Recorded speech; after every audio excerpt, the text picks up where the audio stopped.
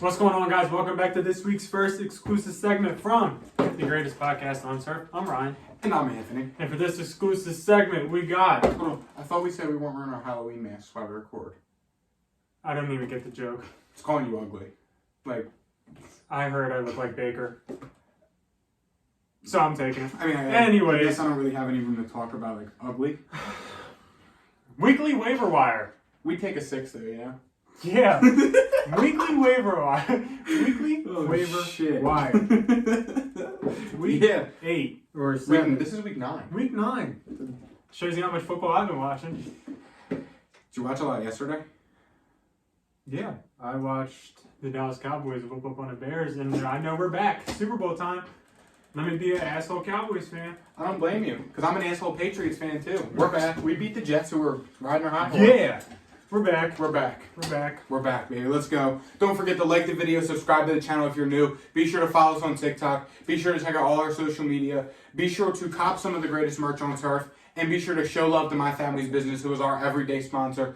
Little Italy Pizza Shop. There's 2 locations. The link to their website is in our description below. If you show up and show proof that you're subscribed, literally you got to press the subscribe button, show whoever's at the counter, it might even be me, and you are eligible for a 10% discount off of the cheapest prices around. And who's got the hottest pry? Who has the hottest guy of the week? I'd probably say your number 3 guy. I would figure that. And my number 3 guy, who I have on my team, is Khalil Herbert. Now, on ESPN leagues, he's only rostered in 47% of leagues. And on Yahoo, he is rostered in 64% of leagues. So he's still out there in a good bit of leagues, depending on what platform you play for. If this guy is out there, you should be targeting him with your top priority waiver pickup. He had 16 touches for literally, he was 1 yard shy of 100. He's outrushed David Montgomery 3 weeks in a row now. He's averaging about 6.2 yards a carry through the last 3 or 4 games he's played in. And through the past 2 games, he's put up 16 fantasy points in both games.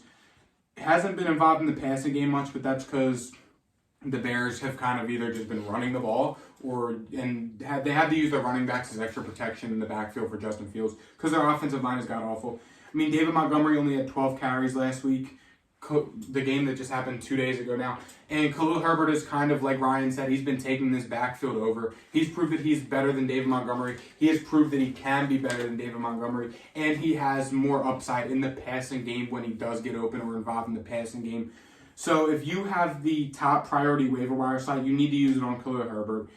He's putting up starting running back numbers when on paper he's the RB2. He's been doing it for, 3-4 weeks in a row now. So, I mean, it's only going to trend up. I promise you after Wednesday's waiver pickups process, he's not going to be available in 47% of leagues on ESPN, and he's not going to be available on 64% of Yahoo leagues. So again, with the top priority waiver wire pickup of the week, it is Khalil Herbert, running back for the Chicago Bears. Yeah, the Bears are doing a hot hand system, and Khalil Herbert will always have the hot hand. Because David Montgomery sucks. Leave it kind of simple as that. Yeah. Jump into my guy. This is like a, I don't even know. It's probably not like high priority, but this guy is a stud, and he is a Bear, and it is Justin Fields. Huh. That man is an absolute unit. Yeah, he has put up 2 25-point games back-to-back, and I just saw their schedule, but it's really easy. It's the Miami got 1 game. Okay, so they got Miami this week at home. They got the Lions at home, and then they go to the Falcons. Those are 3 really good weeks for Mr. Justin Fields, and I think that he's going to put up solid fantasy numbers the rest of the way out. If they end up giving that man a receiver, he will be an absolute stud. I'm not sure that they will. The way it's looking, they're probably not going to try and bring in anybody until... Because they're trading away? I mean, you got to look at it. They have, I think they have, 6 draft picks inside the first 3 rounds and over $100 million in salary cap. Either way, they're getting rid of the defense, which is good for the offense because they're going to need to score a lot of points. And my man Justin Fields can do it. Mm-hmm. He's running for his life back there, and he is really fast. He is really good. He is really good. Next year, I'm going to be drafting him probably everywhere because I have high hopes for the guy. Way early, my guy. If he gets a receiver, I'll draft his ass. Don't even care where. If he gets, say he gets, trying to think. So say he gets like a DJ Moore in the offseason. Oh, Like, God, you picked the bum. Okay. Say they get like, give me somebody then, like who may be on the market. Mike Williams. If he gets a Mike Williams, how early are you drafting him? We know Mike Williams is not on the market. I just said it because Like a player like him. So are we looking at like 4th, 5th round, like where we're seeing Lamar, or are we thinking like 7th, 8th? I feel like in most leagues he's going to be drafted in like the 10th, and I'm willing to take him in the 8th. That's fair. I got Kyler in the 10th last year, or this year, so I mean I'll kind of like judge it by that.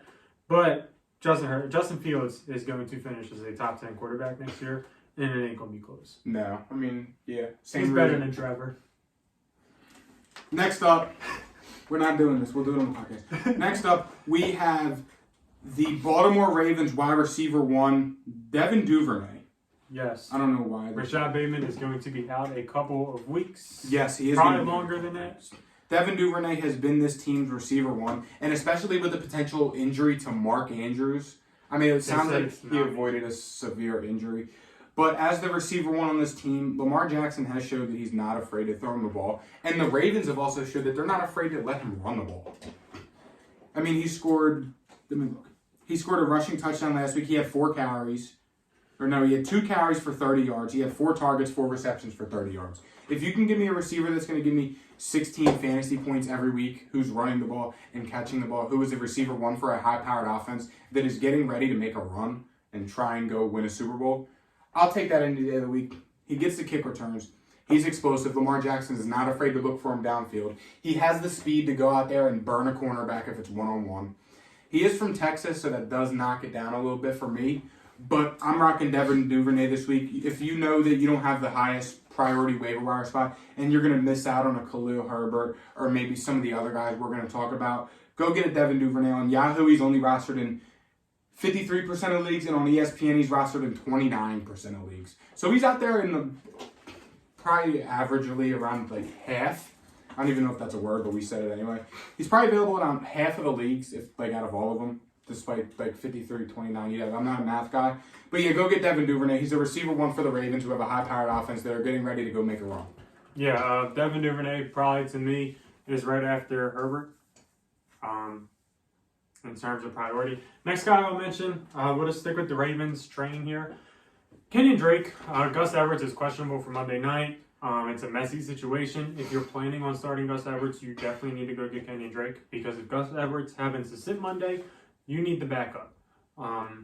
It's a messy situation because the next guy I'll touch on, it's not even one of the guys, but I'll throw it in there.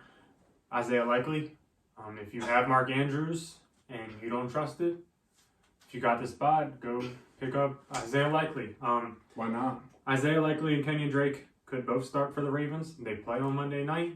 Monday Night Football sucks for fantasy because who knows if they're going to play. You're not going to know on Sunday, most likely. So you're going to have to make a tough call. Personally, if you're starting Gus Edwards, that means you're down bad at running back. So I think Kenyon Drake is a fine substitute there. Yeah.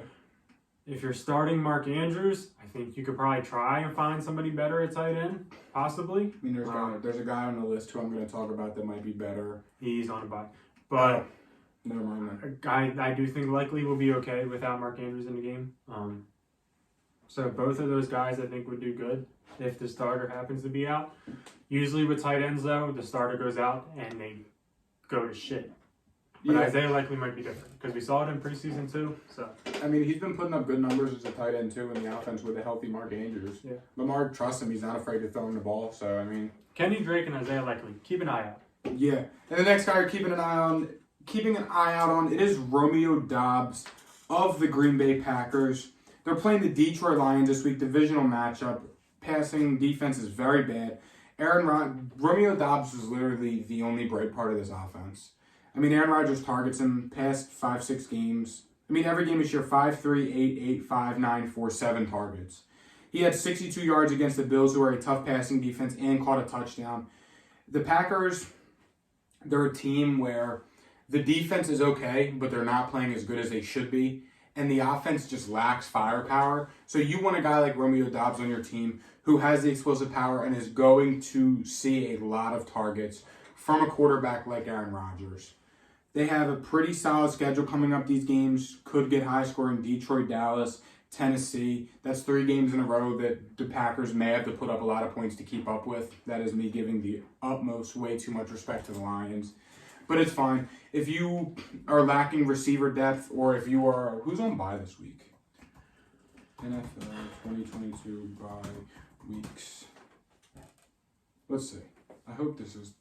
Oh, here we go. What is it? Week 9. Yeah. A lot of teams on bye: Cleveland, Dallas, Denver, Giants, Pittsburgh, San Fran. So if you're losing receivers like Amari Cooper, CeeDee Lamb, Jerry Jeudy, Cortland Sutton, Deontay Johnson, George Pickens, Chase Claypool, or Deebo Samuel, Brandon Ayuk this week, it may not be a bad idea to go out there and grab yourself a Devin Duvernay or a Romeo Doubs for this week.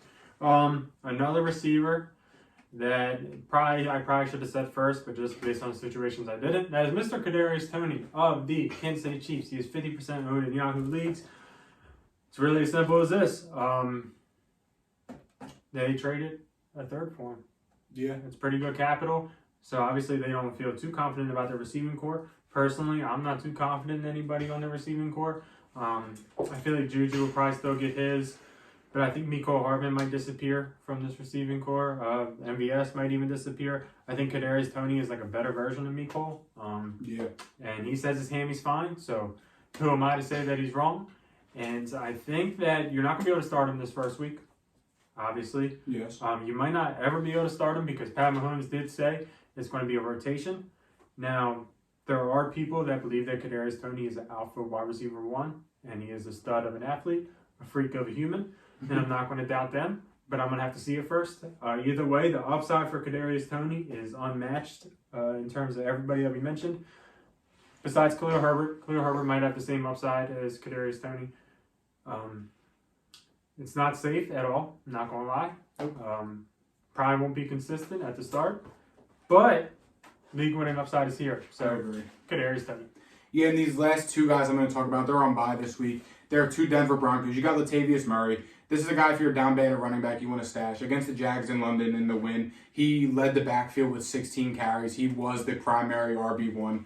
Took Melvin Gordon's spot. So, I mean, you got that going for you. And this is a position that we talk about a lot, and this is a position that is very thin. You got Greg Dulcich, my tight end 1 of the NFL draft, and the Denver Broncos starting tight end. Through the past 3 games, he has seen 3, 9, and 6 targets, 44, 51, 87 yards, 1 touchdown over that 3-game stretch. He's been doing good. Albert O's pretty much benched now. Greg Dulcich has been the safety blanket for Russell Wilson. He gets open down in the middle of the field when he runs up the seam. So if you need a tight end, this week, it's not him. But if you want a tight end that you can potentially stash, and a guy who was probably going to keep consistently seeing solid numbers, it's Greg Dulcich of the Broncos. The next guy I'm going to touch on, it is Mr. Rondale Moore of the Arizona Cardinals. It's kind of hard talking about this guy because everybody kind of talks about him a lot, and he never really pulls through to his full potential. Yeah. But Rondale Moore last week, he had 92 yards off it, 7 receptions and a touchdown. The first week Hopkins was back against the Saints, he disappeared. I'm not going to lie. And then a couple weeks before that, he was serviceable. It's kind of touchy here. I think if Rondale Moore, if they use him as like the gadget guy, the slot guy, the Cole Beasley guy, he can be a more electric version of Cole Beasley and break off plays. And I think that could be pretty good for him. If we're seeing, 10 or 8 targets a game for 6, 7 receptions, I think you have, pretty good fantasy days. Yeah. 7 receptions for 70 yards. I would take that personally. And a touchdown on the top just tops it off. So Rondale Moore, he's playing against Seattle this week. Apparently Seattle's the best defensive team in football. It's Pete Carroll. I hate your him. boy. I think the Cardinals need to win the game. I'm not sure what happened to him this week. Cliff Kingsbury's got to get fired is what it comes down to. But we talked about that more on the podcast exclusive episode that we just dropped. Rondale Moore, though, he's a pretty decent pickup, so, he's probably the last receiver that we mentioned. Yeah. I'd rather throw a dart at Kadarius Toney. Devin Duvernay I'd rather have. Romeo Doubs and Rondale Moore are kind of the same for me, personally. I would have Dobbs a little bit higher than Rondale. Just because, D-Hop seeing 16 targets a game. I mean, that's... No, sorry, I could see why you would say that. Is there anybody else you want to touch on? Isaiah Pacheco. Why? Why the hell not? This is our 9th episode of this, and I would bet he has been name dropped in more than half of these episodes. Somebody should show me the videos of how I'm an avid fan, so he can get on the podcast. Come on I the feel like podcast. we support Isaiah Pacheco more than anybody else. I would say so. I mean, we've been rocking with that man since fantasy mock drafts. Yeah, him and Pierce. Yeah. But Pierce is out of our hands now. He's too Hollywood for us. Yeah, I was going to say. Isaiah Pacheco, let's go, baby. Thank you guys for watching and listening. Be on the lookout for our Fantasy Football Stardom Sit-em episode tomorrow, and we'll see you guys tomorrow. See you. Peace.